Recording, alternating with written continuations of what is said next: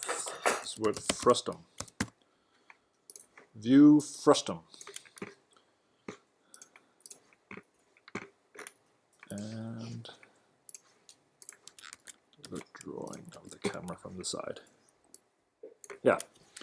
So the shape of the viewing volume with a perspective projection is called a frustum, and a frustum is like a pyramid with no top. It's just a geometrical shape. This word frustum. I think Danish like pyramidstup or something like that.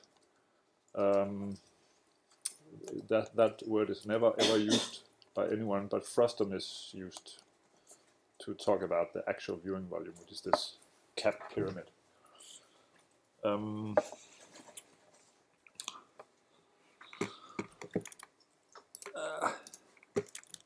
Just put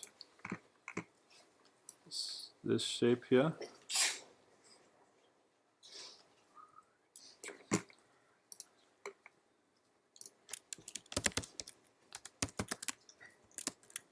View volume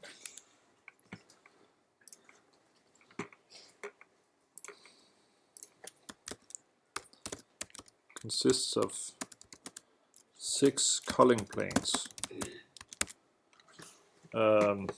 Yeah, at least it consists of 6 planes. I mean, there are 4 sides to the pyramid stub, and then there's a top and a bottom, so it's like 6 planes. It's like the 6 planes can be used to define this volume. So everything that's on the right side of these planes and the correct side of these planes is inside of view frustum.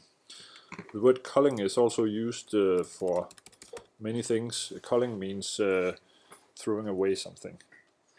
And you talk about culling when doing graphics because you often want to quickly throw away stuff that you find out you don't need to do. You don't need to think about or render or calculate on. So if you find out that an object is completely outside the view frustum, then you can cull it using something called frustum culling or view culling.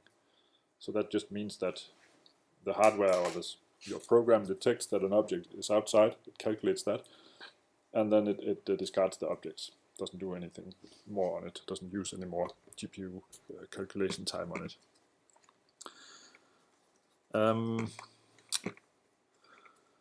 So one property, important property that this frustum has is that it defines the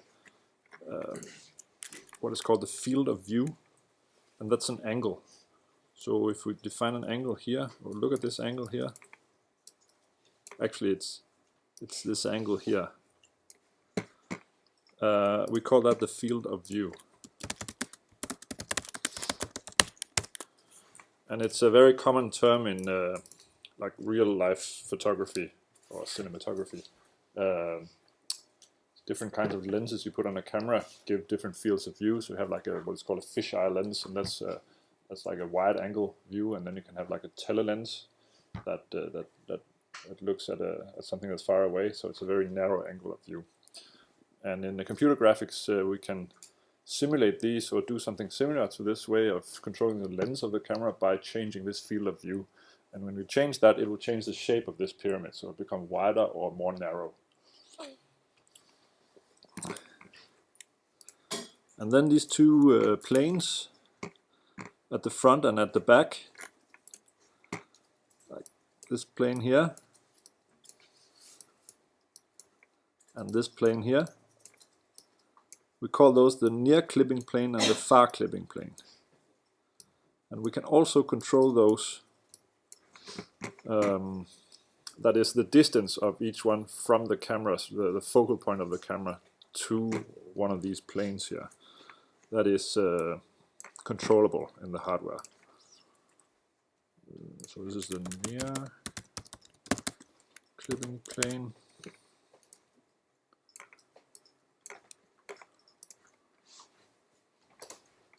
And this is the far clipping. Good.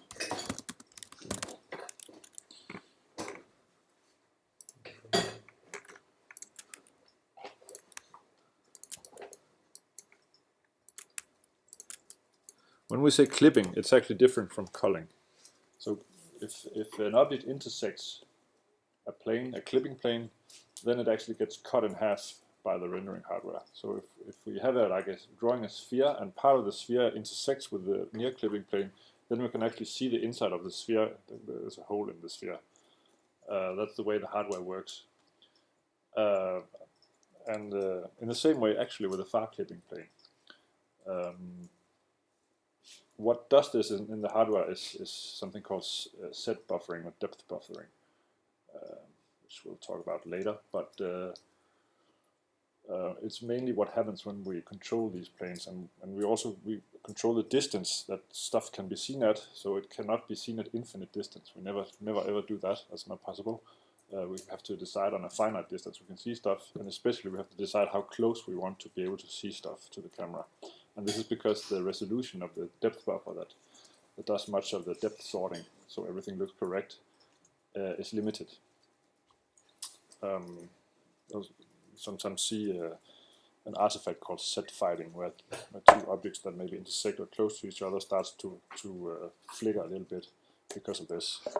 And that's because this resolution is limited. So therefore you have to choose these distances correctly for the application.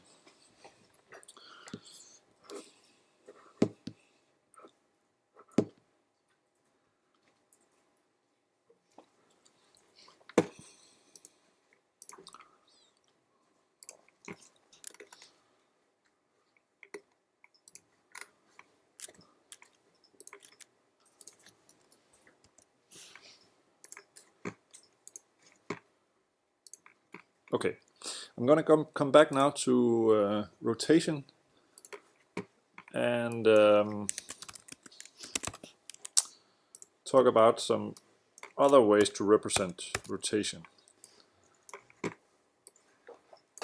in vertex transforms. The first one is called fixed angle.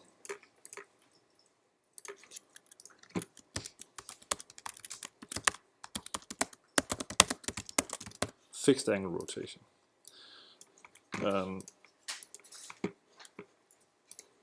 The rotation transform types that I looked at previously, they were limited to one axis.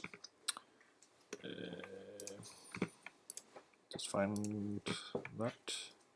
It's this one here.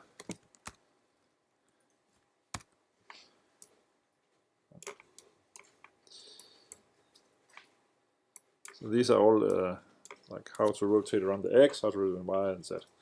But to do any arbitrary rotation, we need more than these. Or actually, we can use these to specify an arbitrary rotation. So any kind of orientation of an object by simply using all three and concatenate them. So apply each in order to an object. You first rotate the object around the x-axis, and then another angle around the y-axis, then a third angle around the z-axis. So if we're just deciding us these three values, that lets us orient an object in any way in space.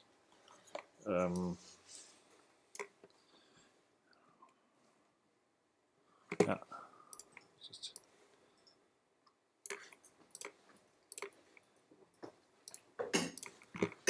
copy this.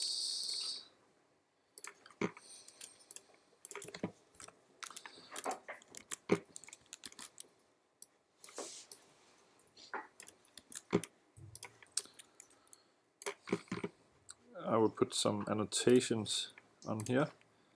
So we'll call this Rx and Ry and Rz.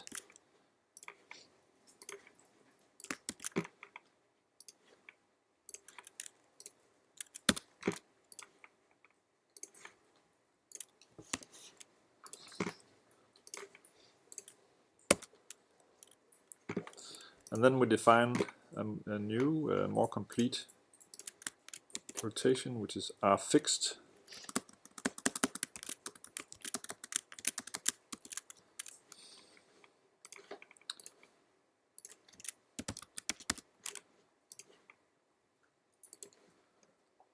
And we simply do this in order.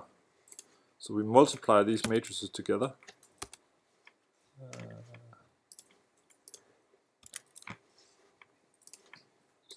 Move these in place. Go away.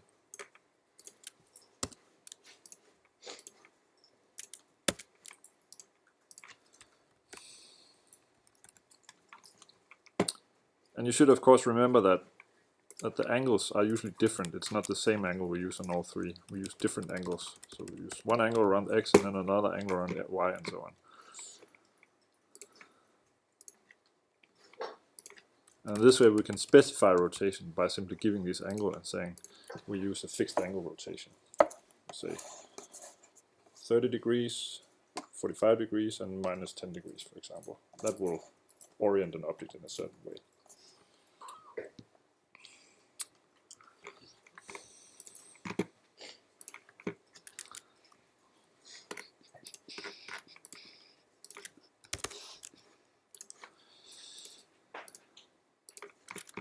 And then there is a related notation which is more commonly used. It's called Euler angles. Euler angles? Very nearly. Euler is a mathematician. I have a drawing of it. This airplane.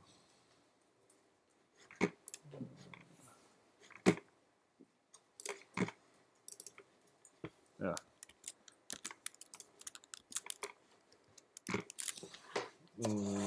Sort of American aviation terms, these yaw, pitch, roll. So that's another way. It's very similar to what we saw before. We specify three angles. They're interpreted a little differently in this scheme, but just has to do with the order of the multiplication. So it's almost the same thing. And an airplane is a good analogy to use because we can sort of learn these, what they mean in terms of an airplane, because we know what is up and down, left and right, and back and forth on an airplane. So the yaw is actually the course the airplane is traveling in. Like you imagine an airplane that's flying somewhere. The course, the heading that it has is the same as this yaw. And it's the rotation around the y-axis. The pitch is the x-axis rotation, and that's if the plane is climbing or it's diving.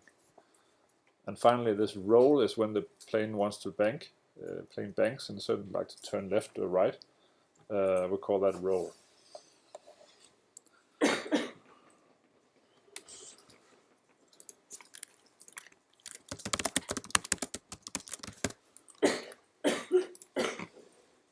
Don't die on the marine.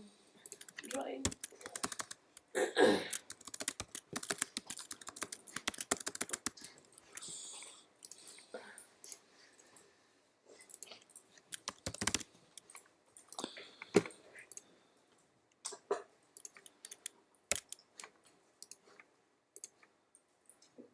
Yeah, the difference from before is actually the same ordering of rotations as x, y, z.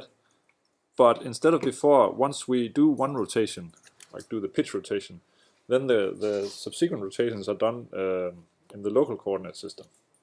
So when the plane, we can say we apply the pitch first, when then apply the yaw, then the plane should rotate around its own vertical axis and not the world vertical axis. And that's the difference between what we saw before. And what that does in mathematical terms is to actually reverse the order of the multiplication. So You also put x and 1 and don't you? yeah. Thank you. ZYX. Remember, it's not commutative. Matrix multiplication is not commutative, so this is something else than saying Rx, Ry, Rz. And what it is actually in geometrical terms is this thing, whether the axis, the coordinate system, you consider that to be following the object like the local coordinate system or the world coordinate system that is fixed and the object changes.